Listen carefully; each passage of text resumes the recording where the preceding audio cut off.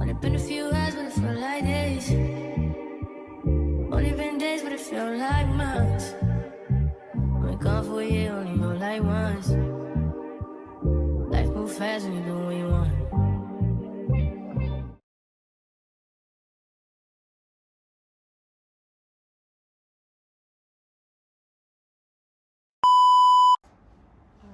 Miss, what your job title? What, sorry? Your job title. Oh, my job title? Your job title. Let me for introduce you as Britany? so. Oh, like you want to do profession? Analyst. Alright, Britany, some analyst. Hold on. Hey, it's Krisan, and this is another episode of Mommies and PJs, right? Today I have a special guest. I have Britany. I asked her what she do. She said she has some analyst. Don't listen to her. I am a financial analyst, right? At Signature Creed and Associates. Okay.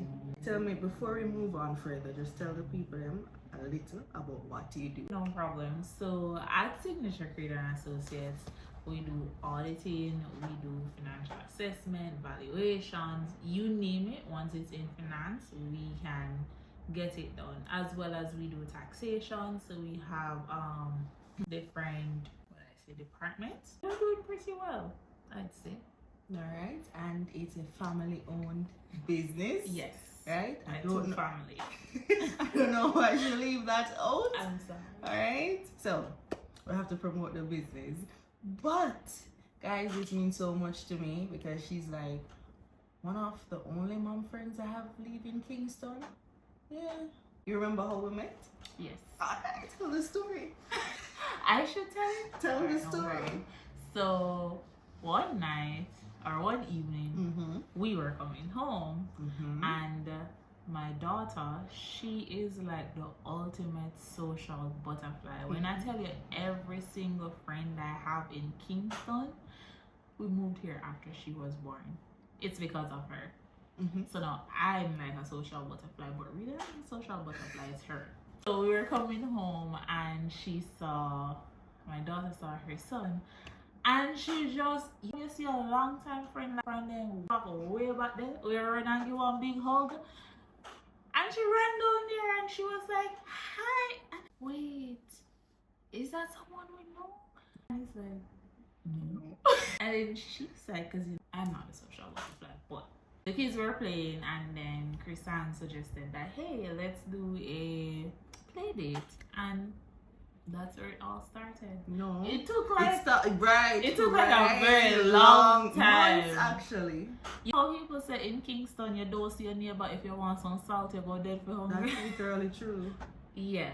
We don't see our neighbors. So I did not see her birthday passed, his birthday passed, and I think we woke up in the elevator after all of that, and then that's when we finally exchanged numbers, though. Yes. And then you guys came over. We came over. Because they keep, so we were like what? I was on this side of it's like, the floor. What is it called? It's an apartment building. So the door is, the entrance is in the middle. So one is on the right and one is on the left. Like equal. And then we had different time frames too, because I would leave out early for work. Me, now wake up that early to go nowhere. Not even airport to catch a flight. I'm very sorry. I'm not gonna listen. Rest is the best. When you get it while you can, okay? But yeah, and they kept meeting in the hallway. I would say they kept meeting in the hallway, and then we actually did a play date. Yeah, actually, my big friend, I was going to get some fish in Portmore. Oh yes. And my message her, and I'm like, I'm going over to Portmore to get some fish. You want some? And she was like, it was cooked fish, but and she was like, I never give her enough notice because she had to pack up the kids. She had to pack up the kids because we know how it is to get toddlers ready. Her youngest son wasn't a toddler yet. No, he was So a we still baby. had to have the diaper bag and the car seat, and we tried Put my in car all three. first. Yes, I was at the car wash and she drove me over there, and I was taking out the car seat to put in her car. So I had two kids at that time. Yeah. My gosh, I had two. Well, You Yeah. had two kids because it's three now. okay. So So you I had have two. three now. You Yes. had two, yeah. But the 3 car seats could not fit in the back of her car for nothing. So we just jammed them in the mine. And there we go. Because nowadays kids, we ain't traveling without car seats. Ticket for it. For public vehicles, you actually get a ticket for it. I do not remember my tushy going in a car seat while I was growing up. Yeah, but we never grew at Kingston. Alright, so I remember, I know I asked you to remind me about a particular question, but since I remember it now, I'm just gonna ask it, alright? Because I did not.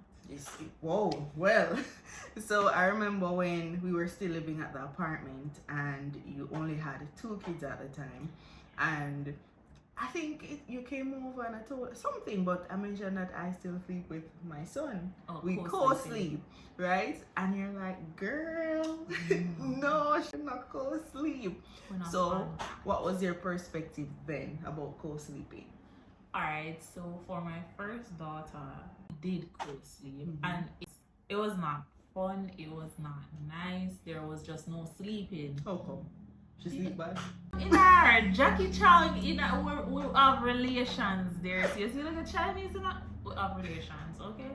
But she sleep and she has night terrors. All my kids have it. I don't know why, but night terrors are majority parents' worst nightmare. So she was just so clingy. Clingy is not a bad thing, but when I want to sleep, I want to sleep. And it got to a stage where we weren't getting adult time. In the days you have to work, when you come from work, you stay with the kid, you stay with the child or the kids. Then at night, you just want to be with your partner, with your husband or whoever. That was not happening for us because it was just already so difficult to sleep with her. So when my son came, I'm like, listen, we're not walking that road twice, we're not doing it. And basically, we put him in his crib. And we did not do the, what is it called? The crying out thing. Crying method. That traumatized my daughter, so we didn't. Yeah, I don't like that method. I don't at believe all. in it. I'm very sorry. I think that's cruel. It is.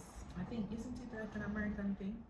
But with my son, I have different children, so co-sleeping was not necessary. He slept on his own. He's the real G. You know, so he's the chill. My boys are He's so chill, and then the little one. no need to co-sleep. This man have 2 crib, well 3, and he sleeps in them. Right? Bed is not his.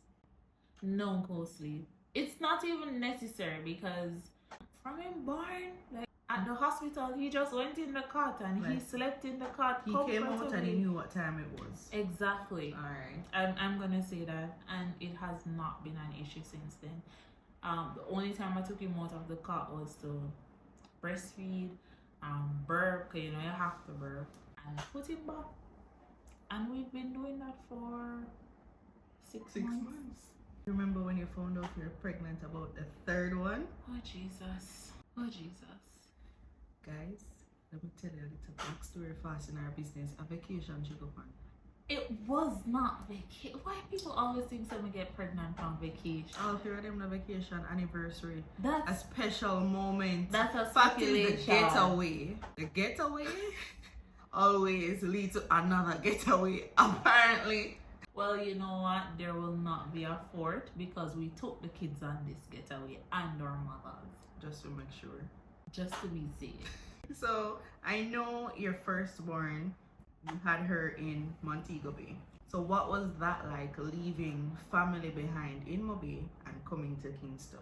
As I always tell people, when you're giving birth, it's you and you alone on that bed pushing. So, I mean, my first child was public.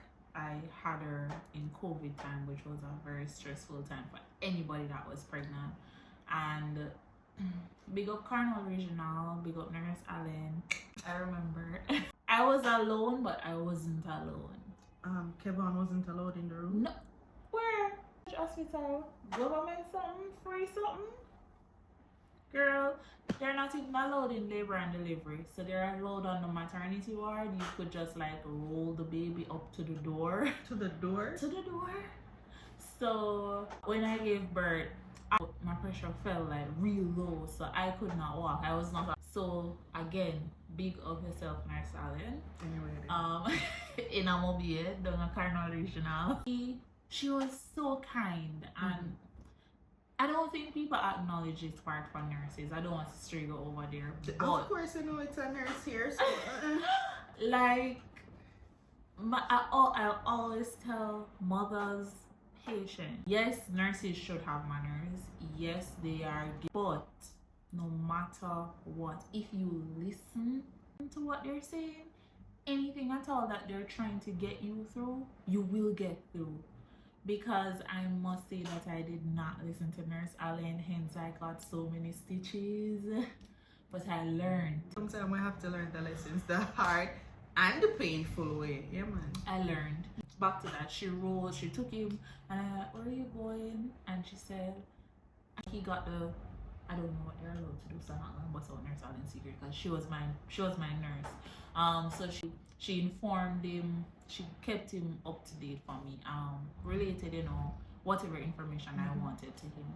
And she rolled him to the door. So the first time he saw his baby, he was not able to touch her or anything. He was just able to look in the clear cut through the door. And that was it. And that was it. I didn't even see his reaction when he saw his baby girl for the first time. So yeah. 3 babies, 3 complete different experience. Second one, Zane, fully private. And did it with me from the start to the finish, from the push to the wipe, everything. And I appreciated that, because at one point I just felt like I was pushing too long. And then he squeezed my shoulder and said, we're still here and we're doing this. He's like, all right, we're going to do this together. But tell me alone I do it, but it just feel like, and to have the support when you're in a movie and you're at the climax, and it worked. And I really appreciated that. And then for KJ, he was there as well. We were at UWI. You are allowed to come in. That was very fast though. Me not tell no lie. Me can't believe that me drop out one like almost 9-pound baby that fast. I was shocked. No the first stitches. one took the longest. Yes, I was. What do you call it again? Dilated, effaced, what? No, when they try to bring on labor. Oh, you were induced. Twice. And they said they can't do it a 3rd time. Twice. Nothing happened. I was not moving from 4 centimeters. Your water broke? Yes, they had to break it. Oh, They had to break it. And the girl had the audacity to poop in on me. You're seeing this when you're an adult? Me have you up.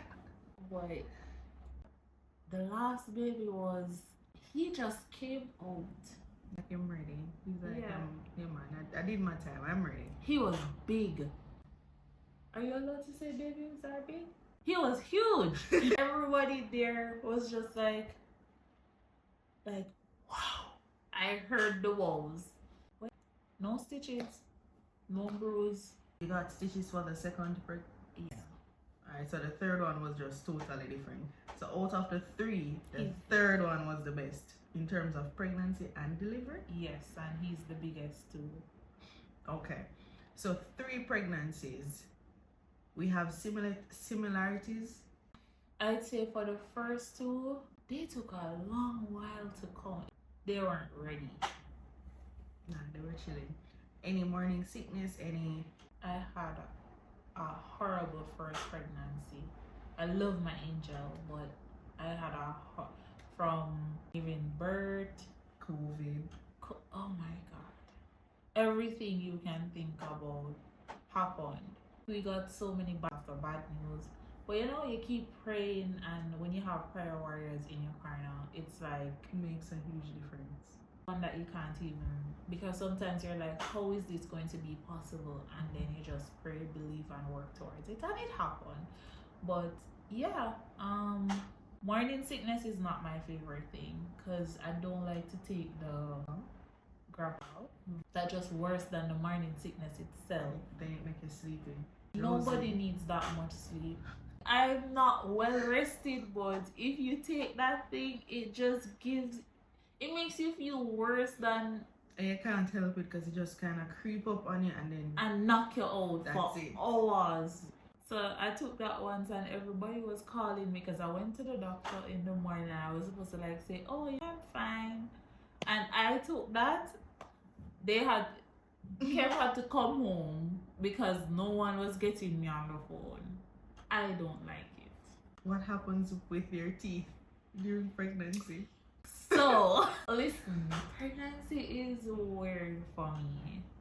So, every single time I'm pregnant, a piece of my tooth falls out. Like, I don't even know how to explain it, to be very honest. It just happens? It just happens. Usually in any particular trimester? Closer to giving birth. It's like my entire body at that point is falling apart. And it's not just your teeth? No, I have like hormonal issues that would allow my nodes to swell as well. Swell to the point like, oh, nodes on your breast. You know the little nipple part that is this to a TMI? And it's that part, so it swells, so it pops out like, and then it bursts. You're probably scaring some people right now. No, this is just me. Because each pregnancy is unique. But this is her story. But this is the parts that reoccurred for me in more than one pregnancy. And this is just me, because even when I'm very open, I don't have anything to hide. Pregnancy is something that happens to anybody that wants it, even ones that don't. So I wouldn't hold back my experiences. So no one else has ever said that happened to them. That's not my experience. But it's only when I'm pregnant that those stuff happen. And the teeth part, the dentist was like, yeah, this is normal. I'm too young for that. Pregnancy is like playing a bingo. You don't know. What you gonna bingo on? You don't know. Sleepless nights? You don't know. You don't know. That's true. I know you mentioned that Kev was with you and that made a difference. So how important was it for you to ensure that your partner and the father of your child is a supportive person? What's the difference? Oh, sorry. They're both the same person. Yeah, same, yeah. One daddy child. Hey, baby, you know your baby father. Yeah, you know your baby father. She know her baby father. Yeah. Support is, I would say, so important, whether before giving birth or while pregnant, and especially after. After, when all that depression and that postpartum comes and drops and hits you, let me tell you something. Sorry. So, having my husband was so important, because you see, after you give birth, that's the time when everybody tries to piss you off. I don't know. Listen. And everyone has an opinion. Listen, I'm not, my grandmother did this, so I'm gonna do this, mother. No, I'm not that. Because me not going to give my baby no water, I'm not gonna do that to my newborn baby. Them not need it. Unless I'm advised by a medical practitioner that I can go back and... But that's the thing. They don't really go to medical practitioners. Did you have a pediatrician? Did you have a pediatrician when you were a child? Can you recall your mother saying, no, I never had one either? My pediatrician, my children's pediatrician, and them are this. Yeah, like... she's anti-doctor, man. For me, no, like it was just a case where your mother would just do what her mother did, and that was it. And some of the things worked, and this is why they keep saying that, oh, you don't need to go here, you don't need to do that. The baby have hiccup, Taiwan shred, put it on your forehead. What that mean? You ask me? I don't know.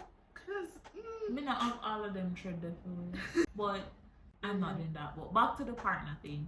Listen, sometimes as women, we see the red flag in men and we ignore it because we want a baby, we want a relationship. But girl, red flags don't disappear. They might hide for a while, they do not disappear. Okay? What do I say? Acknowledge the red flag, and if you decide to accept it and have an unsupportive partner, then you are accepting the consequences that comes with that. You understand? And I don't know, pregnancy is not something that I would say go through it alone, even if it's not your... It says it disrupts the child's brain, and this said it should be a white thread. So yeah, not right. God bless our grandmothers. How much grandmothers if they watch this I go Thank God. I like mine watch YouTube, grandma, and putting the thread on. Listen, but having a supportive partner was very important. The first time we had a baby, I had the postpartum depression. It was a lot to struggle with because one, I was a new mom, he was a new dad, and don't think that they don't go through depression too. All persons say it's reserved for women. Men go through the sleepless nights as well. I think there's an episode in Jane the... Was Jane the Virgin? Yes, I do. But Jane upsetting. No, that's not the point. But Jane is upsetting. Everybody was upset with him about that, right? Yeah. Because she was saying men don't go through postpartum depression. It's only mothers. And he said he was going through it and not start a whole beef. I think men go through it too because, I mean, unfortunately, I'm very serious about this part. Not all mothers make it through childbirth, right? And the dad has to take that baby knowing that, you know, it replaced the love of his life or that's a different situation. But on a regular basis, that's my opinion. They have the sleepless nights, they have the feeding schedule, because if you pump and he feeds the baby, I just think postpartum has an emotional aspect that men experience as well. But if you're there for each other, then it makes a world of difference. Which brings me to my next question. Okay. Date night. Oh, Jesus. Post baby. Whew! The belly was flat. All three or for the first baby? The belly was flat. The belly was flat. The dress was tight. The butt was high. I was sexy. I don't know where all of it What was? Like at the end of this video, I'm gonna have her stand. I will not stand. It's fine. I'll add a picture. I'm gonna ask my editor to just put in the picture to show you guys what she looks like right now. You understand me? But anyways, talk. Date night. Date night is important. It's where you rekindle. You get time away from the baby crying, the baby wanting breast or just comfort.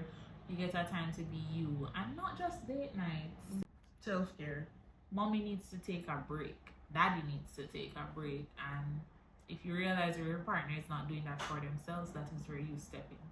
Right. Do you think this makes a difference in, you know, marriages or partnerships go past the child's first birthday? Because we're at 3 kids and your eldest will be 5 this year, right? You and your partner is still together.